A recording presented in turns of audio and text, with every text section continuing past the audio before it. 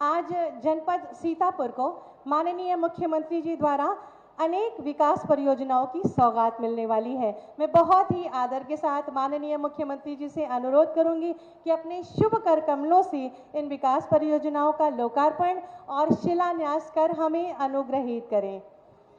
लगभग 91 करोड़ की लागत से 29 विकास परियोजनाओं का लोकार्पण माननीय जी द्वारा किया जा रहा है। आप सभी की जोरदार तालियां इस खास अवसर के लिए होनी चाहिए। और लगभग 460 करोड़ की लागत से 45 विकास परियोजनाओं का शिलान्यास माननीय जी के शुभ कर कमलों से संपन्न हुआ और हम विकास की यात्रा पर एक कदम और आगे बढ़े। आप सबको बहुत बहुत शुभकामनाएं, बहुत बहुत धन्यवाद, आभार माननीय मुख्यमंत्री जी। माननीय मुख्यमंत्री जी ने सुशासन, सुरक्षा और विकास के आधार पर उत्तर प्रदेश की नींव रखी है, जिससे उत्तर प्रदेश सर्वोत्तम प्रदेश बनने के मार्ग पर अग्रसर है और आज विकास के उच्च शिखर पर ज्वाज्वल्यमान सूर्य सा चमक रहा है। ऐसे ही तपस्वी, यशस्वी माननीय मुख्यमंत्री जी से विनम्र अनुरोध है कि अपने आशीर्वचनों से हमारा मार्गदर्शन करें। भारत माता की, भारत माता की, भारत माता की, नेमिष तीर्थ की, नेमिष तीर्थ की, नेमिष तीर्थ की। आज के इस कार्यक्रम में मंच पर उपस्थित प्रदेश सरकार में मेरे सहयोगी मंत्रीगण श्री मयंकेश्वर शरण सिंह जी, श्री सुरेश राही जी, माननीय सांसद श्री राजेश वर्मा जी, क्षेत्रीय अध्यक्ष भारतीय जनता पार्टी श्री कमलेश मिश्रा जी,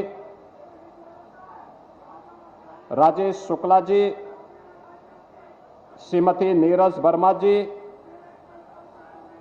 एमएलसी पवन सिंह जी, माननीय विधायकगण श्री शशांक त्रिवेदी जी, ज्ञान तिवारी जी, श्रीमती आशा मौर्य जी, रामकृष्ण भार्गव जी, सुनील वर्मा जी, निर्मल वर्मा जी, श्रीमती श्रद्धा सागर जी, प्रांशु दत्त द्विवेदी जी, पूर्व विधायक महेंद्र यादव जी, स्वामी विद्या चैतन्य जी, आज के इस कार्यक्रम में उपस्थित भारतीय जनता पार्टी के सभी पदाधिकारीगण, आज के इस कार्यक्रम में उपस्थित जनपद सीतापुर से जुड़े हुए सभी उपस्थित भाइयों बहनों, आज मेरा यह सौभाग्य है कि जिस तीर्थ की महिमा रामचरितमानस में तीर्थ वर नेमिष विख्याता अति पुनीत साधक सिद्धिदाता, यह कह करके संत तुलसीदास जी ने इसकी महिमा का गान किया है। उस पवित्र पौराणिक तीर्थ नैमिषारण्य में गांधी जयंती के एक दिन पूर्व आदरणीय प्रधानमंत्री जी के आह्वान पर स्वच्छता ही सेवा के माध्यम से पूज्य बापू को स्वच्छांजलि देने का सौभाग्य मुझे प्राप्त हुआ है। इस अवसर पर मैं आप सबका हृदय से अभिनंदन करता हूं और इस पवित्र तीर्थ को नमन करता हूं। भाइयों बहनों, नेमिष तीर्थ के बारे में, इसकी महिमा के बारे में केवल भारत की धरती नहीं बल्कि तीनों लोकों में इसकी महिमा का गान गाया गया है। दुनिया के प्राचीनतम ग्रंथ देने का श्रेय भारत के ऋषि मुनियों को है। हमारे ऋषि मुनियों ने अपनी आध्यात्मिक साधना से जो सिद्धि प्राप्त की, उसे आने वाली पीढ़ी के लिए ज्ञान की धरोहर के रूप में सजो करके उन्होंने हमें प्रदान किया। और आज इस पौराणिक तीर्थ में चक्र तीर्थ के दर्शन करके, इस पौराणिक तीर्थ में मां ललिता देवी के मंदिर में दर्शन करके, यहां के पूज्य संतों के साथ संवाद बना करके, याद करिए देवासुर संग्राम में देवताओं की विजय के लिए महर्षि दधीचि ने अपनी हड्डियां दान की, अस्थि दान की। यह परंपरा केवल भारत के अंदर ही हो सकती थी, जिससे वज्र बन सकता था और जो दानवों का अंत कर सकता था। ये वही धरती है, महर्षि दधीचि के त्याग के और बलिदान की धरती है। ये वही धरती है जहां पर सूत जी महाराज ने सोनक आदि 88,000 ऋषियों को 18 पुराणों की कथा सुना करके भारत की ज्ञान की परंपरा को धरोहर के रूप में आने वाली पीढ़ी को देने के लिए लिपिबद्ध करने के कार्यक्रम को आगे बढ़ाया था। भारत की वेदों की परंपरा को आगे बढ़ाने वाले महर्षि वेदव्यास का आश्रम हो या फिर यहां पर जहां तहां बिखरे पड़े हुए पवित्र तीर्थ, यह इस पवित्र प्राचीन तीर्थ के महात्म को हम सबके सामने कहती है, लेकिन उपेक्षा के कारण यहां का जो विकास होना चाहिए था वह अधूरा पड़ गया था या प्रारंभ ही नहीं हुआ। जैसे तैसे यह तीर्थ चल रहा था। लेकिन भाइयों बहनों, आप सबने आशीर्वाद दिया, हमारे माननीय सांसद विधायकों ने प्रयास किया।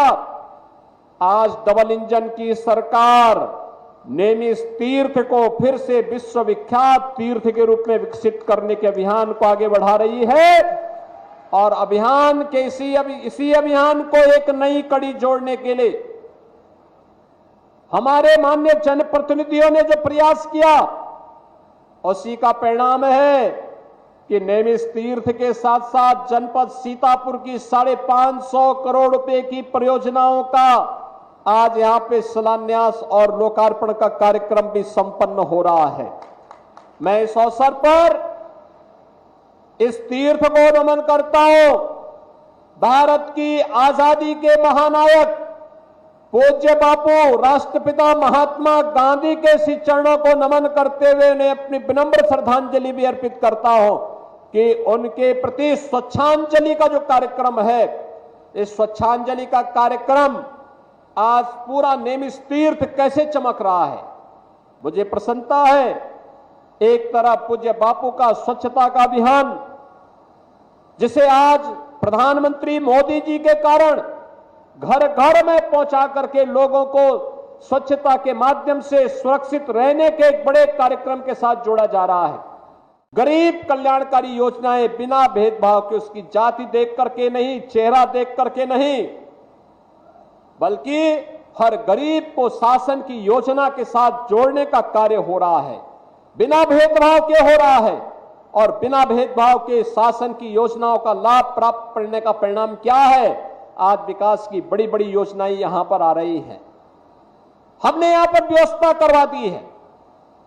अब लखनऊ से नेमिस की कनेक्टिविटी सामान्य बस से नहीं, टैक्सी से नहीं, इलेक्ट्रिक बस से होगी। इलेक्ट्रिक बस की सेवा सीधे लखनऊ और नेमिस को जोड़ेगी।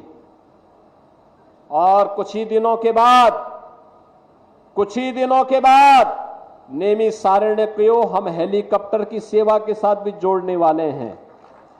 और जिस दिन डबल इंजन की सरकार के द्वारा स्वीकृत यहां की कार्य योजना जमीनी धरातल पर उतरेगी, भाइयों बहनों, एक यहां पे जो कार्य हो रहा है, यहां के व्यापारियों को, यहां के पुजारियों को, यहां पर कार्य करने वाले पंडे होंगे, माली होंगे, अन्य स्वच्छता कर्मी होंगे, इन सबको मैं आश्वस्त करना चाहता हूं, डबल इंजन की सरकार हर एक के पुनर्वास की व्यवस्था करेगी। किसी को उजाड़ने के लिए कोई भी किसी को छूट नहीं दी जाएगी। उनके व्यवस्थित पुनर्वास, और जिस दिन यह योजना प्रभावी ढंग से लागू होगी, आप देखना पहले की तुलना में सबकी आमदनी कई गुना बढ़ चुकी होगी, कई गुना बढ़ चुकी होगी, और उन लोगों का जीवन भी एक उज्जवल होता हुआ दिखाई देगा।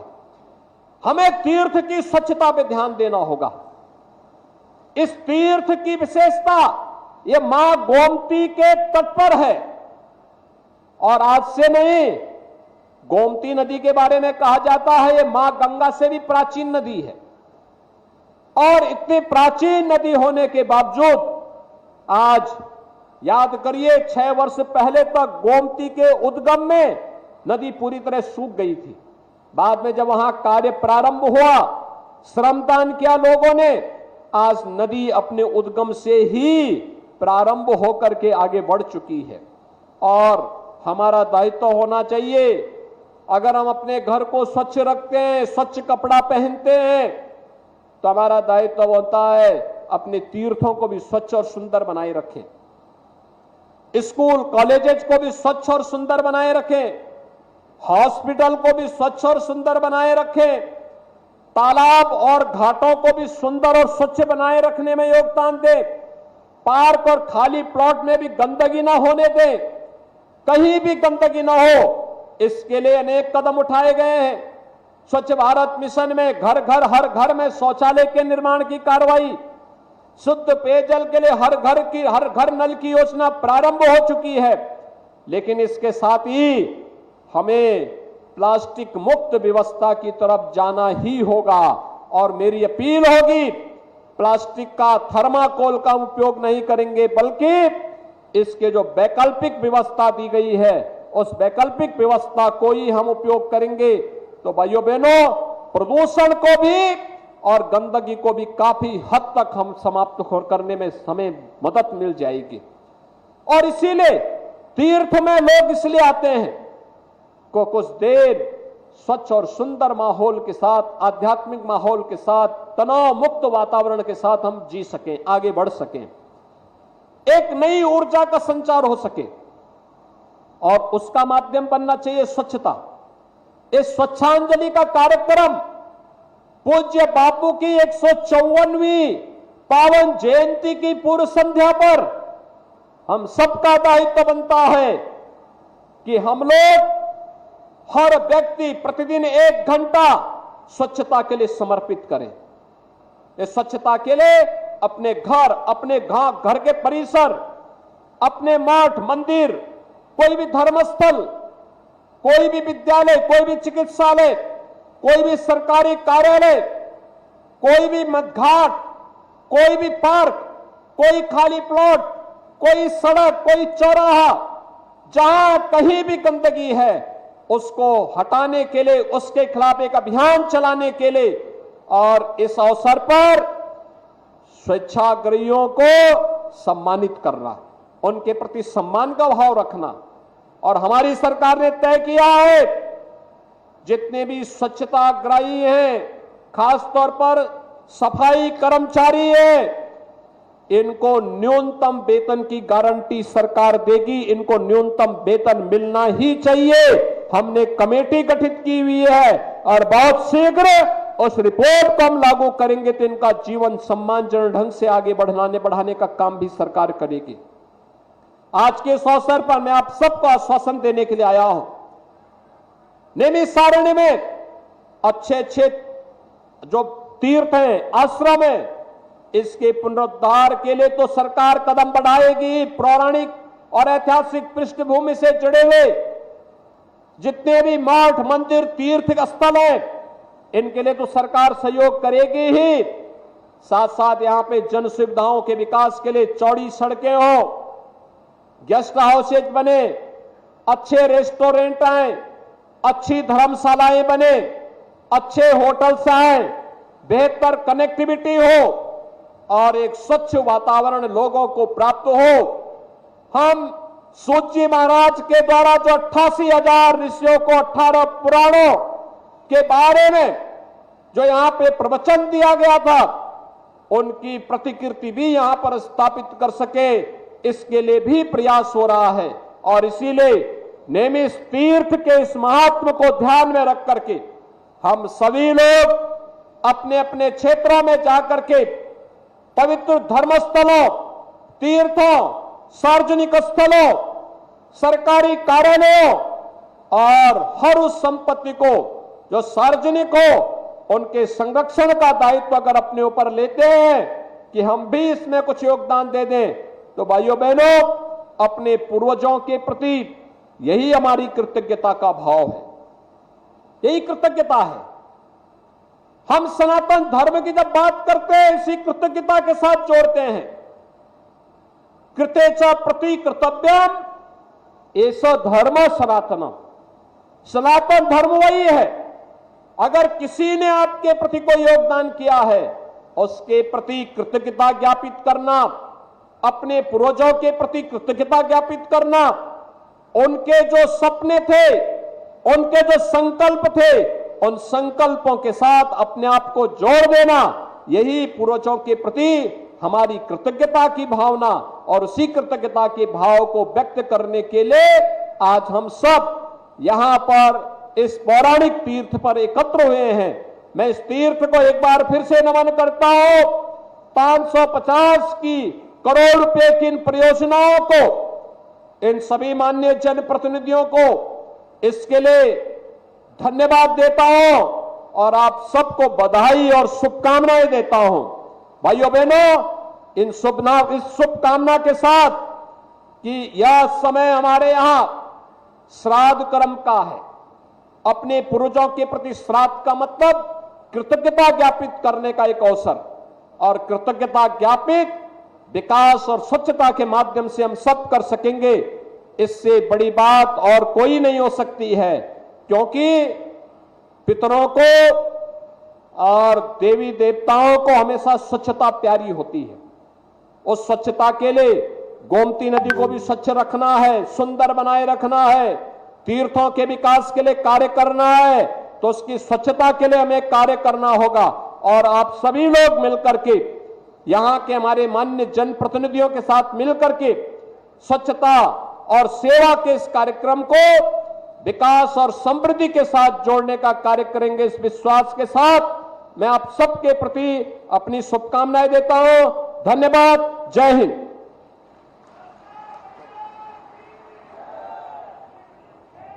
बहुत बहुत धन्यवाद, आभार।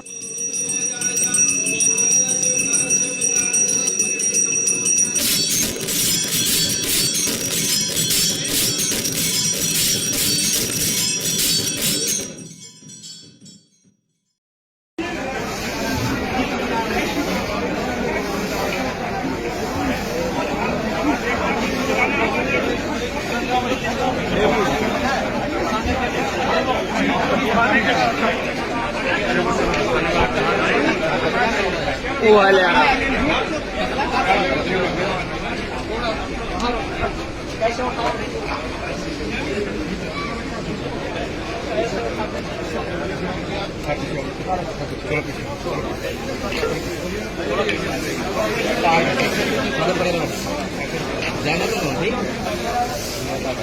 चलो आगे बढ़िए।